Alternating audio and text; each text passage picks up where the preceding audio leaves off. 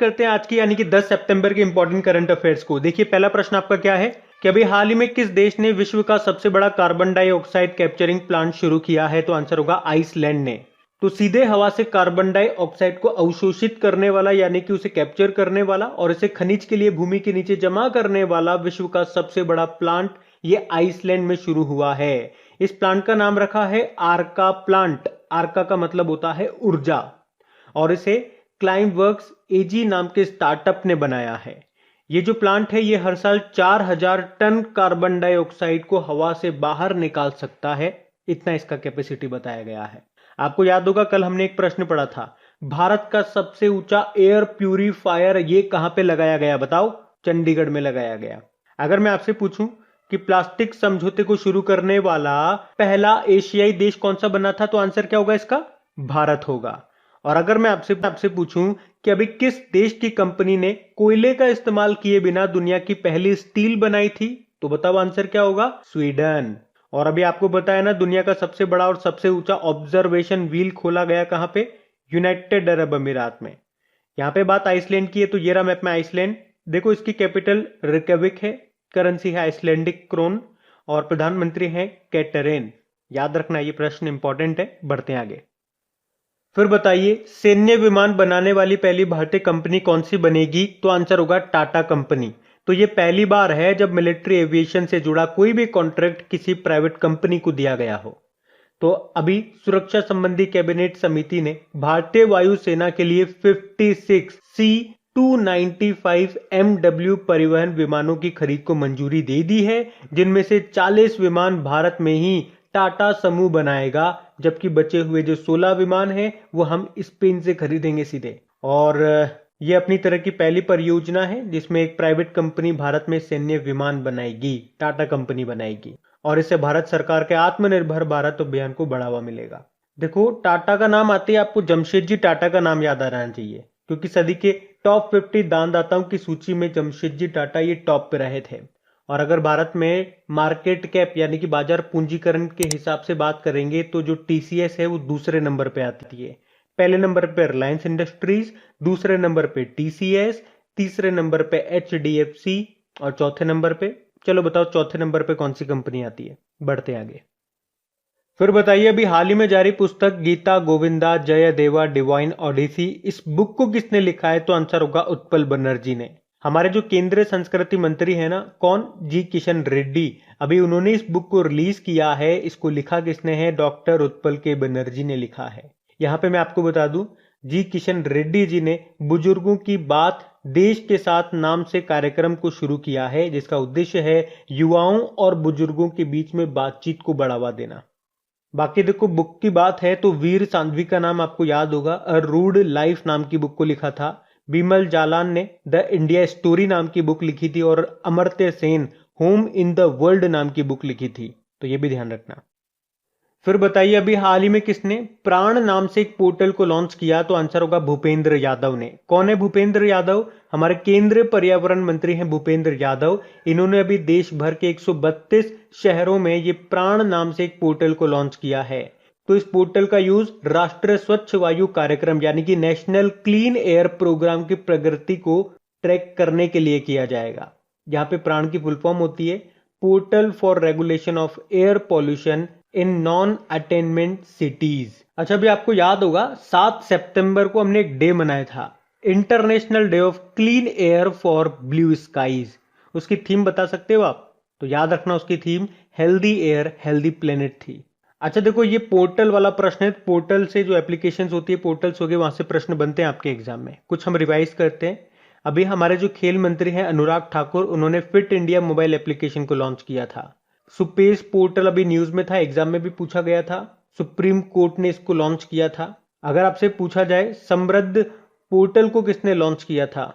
Electronics and IT ministry ने, startups के लिए था ये पोर्टल। ई श्रम पोर्टल श्रम मंत्रालय ने इसको लॉन्च किया था असंगठित श्रमिकों के लिए। आदि प्रशिक्षण पोर्टल की बात करेंगे तो आदिवासियों को प्रशिक्षण देने के लिए इसको लॉन्च था जनजातीय मंत्रालय ने। माई जीओवी मेरी सरकार पोर्टल, इसको उत्तर प्रदेश ने लॉन्च किया था। और ई सांता पोर्टल के बारे में आपने सुना होगा, तो जो एक्वा फार्मर्स हो गए और जो खरीदार हो गए उनको आपस में जोड़ने के लिए एक प्लेटफॉर्म पर लाने के लिए इसको लॉन्च किया गया था। सेज पोर्टल ये था बुजुर्गों के लिए। इसको किसने लॉन्च किया था? Social justice and empowerment ministry ने। इसी मिनिस्ट्री ने तपस पहल भी शुरू की थी। अभी LIC ने एजेंटों के लिए आनंद नाम से एक मोबाइल एप्लीकेशन लॉन्च किया था। जम्मू कश्मीर ने अभी प्रूफ एप्लीकेशन को लॉन्च किया था। तो ये भी आप कुछ पोर्टल्स हैं जो अभी न्यूज में थे, इनको ध्यान रखना। बढ़ते हैं आगे। अच्छा बताइए, अभी हाल ही में एडोब इंडिया ने किसे अपना उपाध्यक्ष बनाया है? तो आंसर होगा प्रतिभा महापात्रा को। तो सॉफ्टवेयर कंपनी है एडोब और इसने IBM की पूर्व कार्यकारी प्रतिभा महापात्रा को भारत में अपना उपाध्यक्ष और मैनेजिंग डायरेक्टर नियुक्त किया है। यानी कि अब ये एडोब इंडिया की वाइस प्रेसिडेंट और मैनेजिंग डायरेक्टर बन गई है और इस पद पर आने वाली ये पहली महिला है। क्या नाम है? प्रतिभा महापात्रा। बाकी JB महापात्रा की बात करेंगे तो CBDT के अध्यक्ष हैं। देखो नाम मिलता जुलता है, इसलिए मैंने ऑप्शन में भी मिलता जुलता नाम रखा है ताकि आप कंफ्यूज होने से बच सको। लेकिन इसको आज ध्यान से सुन लेना, मैं आगे जाकर के ये प्रश्न आपसे पूछूंगा, आपको कंफ्यूज करूंगा। तो JB महापात्रा CBDT के अध्यक्ष है और एडोब इंडिया की वाइस प्रेसिडेंट और मैनेजिंग डायरेक्टर ये प्रतिभा महापात्रा है। धृति बनर्जी की बात करेंगे, जूलॉजिकल सर्वे ऑफ इंडिया की ये पहली महिला अध्यक्ष बनी थी। और अभय कुमार सिंह की बात करेंगे तो सहकारिता मंत्रालय में संयुक्त सचिव बने हैं। अडोब की बात करें, हमने कहा American multinational computer software company है ये, जिसका हेडक्वार्टर कैलिफोर्निया USA में है। इसके CEO भी भारतीय मूल के हैं, उनका नाम है शांतनु नारायण। ध्यान रखना ये। बढ़ते हैं आगे। अच्छा बताइए, अभी हाल ही में उत्तराखंड की जो राज्यपाल है उन्होंने इस्तीफा दे दिया। आपको बताना है उनका नाम क्या है। तो आंसर होगा बेबी रानी मौर्य। तो उत्तराखंड की अभी तक ये राज्यपाल थी बेबी रानी मौर्य और अभी इन्होंने इनका कार्यकाल समाप्त होने से पहले ही 2 साल पहले ही अभी 8 सितंबर को इन्होंने इस्तीफा दे दिया अपने पद से। और इन्होंने अपना इस्तीफा किसे सौंपा होगा बताओ? राष्ट्रपति को, राष्ट्रपति रामनाथ कोविंद जी को। अच्छा, अभी मणिपुर के नए गवर्नर बने थे, उनका नाम क्या है? L गणेशन है। वैसे आपको पता है अभी तक एक साथ तो 8 राज्यों के नए गवर्नर बने थे और उसके बाद अभी मणिपुर के बने थे, तो आप कह सकते हो 9 राज्यों के नए गवर्नर बने हैं। 9 के 9 आपको याद होने चाहिए आपके एग्जाम पॉइंट ऑफ व्यू से। तो आपने मणिपुर का तो बता दिया, बाकी थावर चंद गहलोत कर्नाटक के बने थे। राजेंद्र विश्वनाथ अर्लेकर ये हिमाचल प्रदेश के बने थे। हिमाचल प्रदेश के पहले थे बंडारू दत्तात्रेय, वो हरियाणा में चले गए। हरियाणा के कौन थे? सत्यदेव नारायण आर्य, वो कहाँ पे चले गए? त्रिपुरा में चले गए। त्रिपुरा के कौन थे? रमेश बेस, वो कहाँ चले गए? झारखंड चले गए। बाकी मध्य प्रदेश के मंगूभाई छगनभाई पटेल बने। मिजोरम के हरिबाबू कंभमपति थे, जो मिजोरम के थे ना पहले वाले, कौन? श्री धरन पिल्लई, वो गोवा में चले गए। तो ये अभी तक 9 राज्यों के जो गवर्नर हैं ये नाम आपको याद रखने हैं। अब उत्तराखंड के तो इस्तीफा दे चुके हैं, अब उत्तराखंड में नए बनेंगे, कौन बनेंगे देखेंगे जल्दी। और अभी बात करते हैं उत्तराखंड की। तो ये रहा मैप में उत्तराखंड। देखो उत्तराखंड की 2 कैपिटल आपको मिलेगी। जो इसकी विंटर कैपिटल है वो देहरादून है, समर कैपिटल इसकी गैरसैंण है। मुख्यमंत्री भी नए बने थे अभी, क्या नाम है उनका? पुष्कर सिंह धामी है। नए चीफ जस्टिस बने थे, उनका नाम है राघवेंद्र सिंह चौहान। देखो एक मंदिर यहां से अभी न्यूज में था, उसका नाम है नारायण कोटि मंदिर। ध्यान रखना, पूछा जाएगा कहां पर है, तो उत्तराखंड में है। क्यों न्यूज में था? क्योंकि अभी इसको धरोहर गोद ले अडॉप्ट अ हेरिटेज परियोजना में शामिल किया गया था। बताओ भारत का सबसे अधिक ऊंचाई वाला हर्बल गार्डन का उद्घाटन कहां पे हुआ? तो आंसर होगा उत्तराखंड में। और उत्तर भारत का पहला ऑर्किड संरक्षण केंद्र कहां पे खोला गया? उत्तराखंड के चमोली जिले में। आपसे पूछा जाएगा भूकंप अलर्ट एप्लीकेशन को लॉन्च करने वाला पहला राज्य कौन सा बना? तो आंसर होगा उत्तराखंड। इस एप्लीकेशन को IIT रुड़की की मदद से बनाया गया। और अगर आपसे पूछा जाए भारत का पहला फॉरेस्ट हीलिंग सेंटर कहां पे स्थापित किया गया? रानीखेत में। रानीखेत से आपको कुछ याद आता है क्या? एक एक्सरसाइज हुई थी भारत और उज्बेकिस्तान के बीच में इसी साल, डस्ट लेक 2 रानीखेत में हुई थी। अभी उत्तराखंड ने बेरोजगार युवाओं के लिए होप पोर्टल लॉन्च किया था। घरों की पहचान चेलिका नाम योजना शुरू की थी। मुख्यमंत्री महालक्ष्मी योजना शुरू की थी। वात्सल्य योजना शुरू की थी। अच्छा, फूल देई त्योहार याद रखना, ये उत्तराखंड का है। एक भितौली उत्सव भी होता है, ये भी उत्तराखंड का है। एक हरेला उत्सव भी याद रखो, ये भी आपका है उत्तराखंड का। अभी आपसे पूछा जाए भारत का पहला क्रिप्टोगेमिक गार्डन कहां पे स्थापित किया गया? देहरादून में। और उत्तराखंड में एक दिन की मुख्यमंत्री बनी थी, क्या नाम है? सृष्टि गोस्वामी नाम है। भारत का पहला मॉस्क गार्डन ये कहां पे विकसित किया गया? उत्तराखंड के नैनीताल जिले में। उसी तरह से भारत का पहला पॉलिनेटर पार्क कहाँ पे बना? उत्तराखंड में बना। भारत का पहला लाइकेन पार्क कहाँ पे बना? उत्तराखंड में। उत्तराखंड के पिथौरागढ़ के मुनस्यारी में बना। देखो यहीं पे आपको दो टाइगर रिजर्व मिलेंगे, राजाजी टाइगर रिजर्व और जिम कॉर्बेट टाइगर रिजर्व। ये जो जिम कॉर्बेट नेशनल पार्क है ये भारत का सबसे पुराना नेशनल पार्क है, जिसको पहले हेली नेशनल पार्क के नाम से जाना जाता था। तो ये सारे पॉइंट ध्यान रखना। बढ़ते आगे। फिर बताइए, हाल ही में बीपीसीएल के नए अध्यक्ष यानी कि सीएमडी के रूप में किसे नियुक्त किया गया? तो आंसर होगा अरुण कुमार सिंह को। तो अभी अरुण कुमार सिंह ये बीपीसीएल यानी कि भारत पेट्रोलियम कॉर्पोरेशन लिमिटेड के सीएमडी बन गए हैं। बाकी हितेंद्र दवे एचएसबीसी इंडिया के नए सीईओ बने थे। प्रदीप चंद्रन नायर की बात करेंगे तो असम राइफल्स के 21वें महानिदेशक बने थे। असम राइफल्स का पूछा जाए आपसे हेडक्वार्टर कहां पर है तो शिलोंग में है। इसे ही पूर्वोत्तर का प्रहरी कहा जाता है। बीवी नागरत्न भी इंपॉर्टेंट नाम है। भारत की पहली महिला चीफ जस्टिस ऑफ इंडिया ये बन सकती है 2027 में। बाकी देखो बीपीसीएल यानी कि भारत पेट्रोलियम कॉर्पोरेशन लिमिटेड ये एक महारत्न कंपनी है। चलो आप तो ये बताओ, भारत में वर्तमान में कितनी महारत्न कंपनियां हैं, कितनी नवरत्न कंपनियां हैं और कितनी मिनी रत्न कंपनियां हैं? ये मैं आपको कई बार बता चुका हूं, कहां पे? जब भी हम एनटीपीसी की बात करते हैं। तो अभी आप बताओ। बाकी देखो इसका हेडक्वार्टर आपको मिलेगा मुंबई में और सीएमडी बन गए हैं अरुण कुमार सिंह। तो याद रखना, महारत्न कंपनियां 10 हैं, नवरत्न 14 है और मिनी रत्न 74 है। पढ़ते आगे। फिर बताइए, अभी हाल ही में एनआईआरएफ रैंकिंग 2021 में ओवरऑल टॉप 10 में शीर्ष पे कौन है, टॉप पे कौन है? तो आंसर होगा आईआईटी मद्रास। तो अभी हमारे जो एजुकेशन मिनिस्टर है, शिक्षा मंत्री हैं धर्मेंद्र प्रधान, उन्होंने एनआईआरएफ यानी कि नेशनल इंस्टीट्यूशनल रैंकिंग जारी की है और उसमें ओवरऑल रैंकिंग में आईआईटी मद्रास टॉप पे रहा है। सेकंड पे आईआईएससी बेंगलुरु रहा और थर्ड पे आईआईटी बॉम्बे रहा। जबकि अगर कॉलेजों की कैटेगरी में बात करते हैं तो दिल्ली का मिरांडा हाउस टॉप पे है। सेकंड नंबर पे दिल्ली का श्रीराम कॉलेज ऑफ वुमेन है। बाकी प्रश्न में जो हम पढ़ रहे हैं वो ओवरऑल रैंकिंग के हिसाब से है आईआईटी मद्रास टॉप पे। कॉलेजों की रैंकिंग में बात करेंगे तो दिल्ली का मिरांडा हाउस टॉप पे है। ये आपको ध्यान रखना है। बढ़ते आगे। फिर बताइए, अभी हाल ही में उज्जीवन स्मॉल फाइनेंस बैंक ने किसे अपना सीईओ बनाया है? तो आंसर होगा संजीव बरनवाल को। तो अभी उज्जीवन स्मॉल फाइनेंस बैंक ने संजीव बरनवाल को सीईओ के रूप में नियुक्त किया है। कुछ समय पहले आपने पढ़ा होगा, इसके सीईओ थे नितिन चुग, जिन्होंने अपने पद से इस्तीफा दे दिया था। अब ये बन गए हैं, इनका नाम ध्यान रखना है, Sanjeev Barnwal, Ujjivan small finance bank के सीईओ। बाकी हर्ष भूपेंद्र बंगाली की बात करेंगे, कल ही पढ़ा इनके बारे में, एक्सिम बैंक के ये मैनेजिंग डायरेक्टर बने। एक्सिम बैंक मतलब export import bank of India. Satish Parekh की बात करेंगे तो इंटरनेशनल रोड फेडरेशन इंडिया के ये अध्यक्ष बने थे। और संजय अरोड़ा आईटीबीपी के डायरेक्टर जनरल बने। चलिए एक प्रश्न आपके लिए यहाँ पे, बीएसएफ के अभी नए डायरेक्टर जनरल बने थे, उनका नाम आपको बताना है कमेंट बॉक्स में। बाकी उज्जीवन स्मॉल फाइनेंस बैंक, इसकी स्थापना होती है 2017 में और इसका हेडक्वार्टर मिलेगा आपको बेंगलुरु में। बाकी एमडीसीओ तो यही बन गए, संजीव बरनवाल। बढ़ते आगे।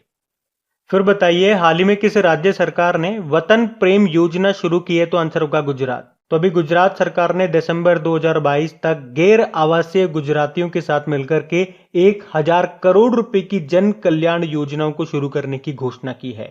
तो ये जो योजना होगी इसमें राज्य सरकार का तो 40% योगदान रहेगा और आम जनता का 60% योगदान रहेगा और इसी के साथ इन योजनाओं को शुरू किया जाएगा।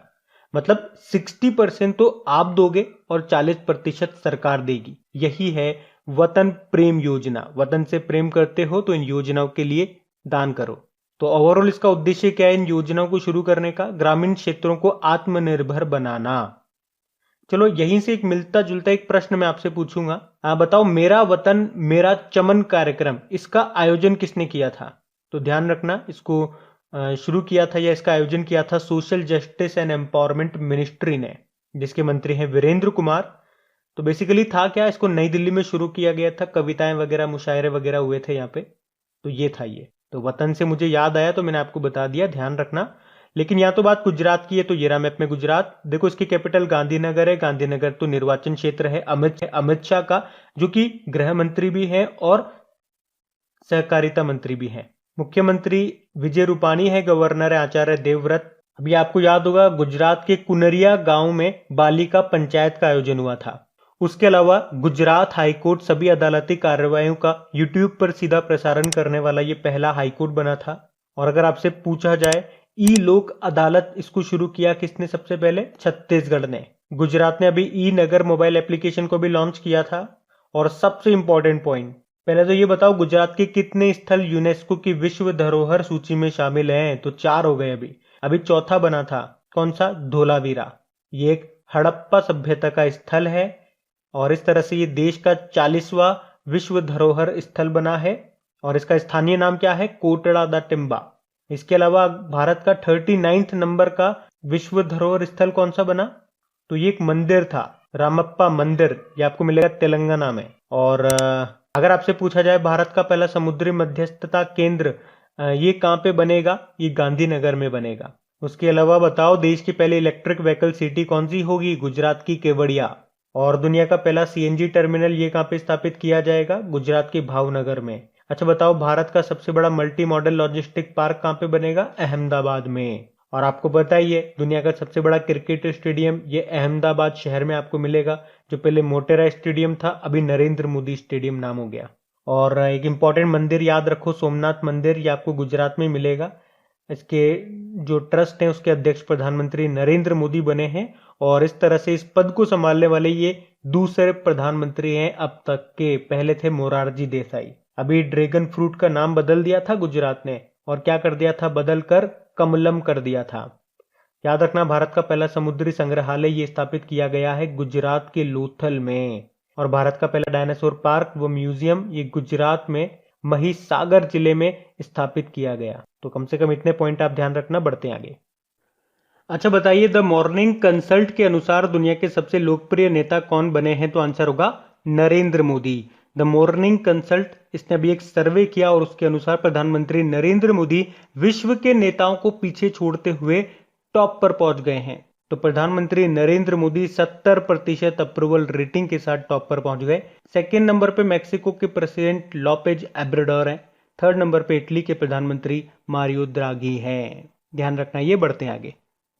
फिर बताइए अभी हाल ही में शिक्षा को हमले से बचाने के लिए अंतर्राष्ट्रीय दिवस कब मनाया जा रहा है? तो आंसर होगा 9 सितंबर को। तो वर्ष 2020 से 9 सितंबर को पूरी दुनिया में शिक्षा को हमले से बचाने के लिए अंतर्राष्ट्रीय दिवस यानी कि international day to protect education from attack इसके रूप में मनाया जा रहा है। तो इस दिन को मनाने का उद्देश्य क्या है? छात्रों और शिक्षकों के लिए सुरक्षा और सुरक्षा के स्थानों के रूप में स्कूलों की सुरक्षा के महत्व के बारे में जागरूकता बढ़ाना। और देखो डे वाला क्वेश्चन है तो आपको याद होगा सितंबर का पहला सप्ताह हमने राष्ट्रीय पोषण सप्ताह के रूप में मनाया और 2 सितंबर को हमने विश्व नारियल दिवस के रूप में मनाया।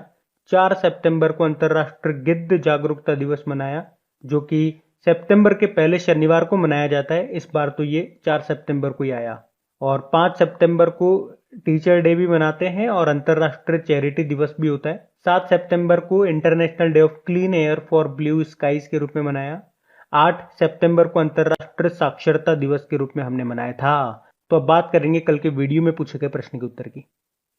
तो कल के वीडियो में आपसे क्या पूछा था कि जैव ईंटों से बनी भारत की पहली इमारत का उद्घाटन अभी किस आईआईटी में किया गया? तो आंसर होगा आईआईटी हैदराबाद में। आप सभी ने प्रश्न का बिल्कुल सही उत्तर दिया है। और गाइज अगर सेशन अच्छा लगा हो तो इसे अपने दोस्तों के साथ में प्लीज एक बार शेयर जरूर कर देना। जो भी आपका स्टडी ग्रुप हो गया वहां पे एक बार शेयर जरूर करना। और अगर आपने अभी तक इसको लाइक नहीं किया तो लाइक जरूर करना। अब इन सभी क्वेश्चंस का प्रैक्टिस कर लीजिए अच्छे से। इसकी क्विज बना करके आपकी क्रिक एग्जाम एप्लीकेशन पे अपलोड कर दी गई है। और आपके लिए इन सभी क्वेश्चंस का मैंने एक छोटा सा ऑडियो भी रिवीजन बना दिया है। अगर आप इसका रिवीजन करना चाहते हैं ऑडियो के माध्यम से तो मेरी ही वॉइस में आप इसका ऑडियो रिवीजन भी कर सकते हैं। उसका लिंक भी आपको नीचे डिस्क्रिप्शन में मिल जाएगा ऑडियो रिवीजन करके। Thank you guys.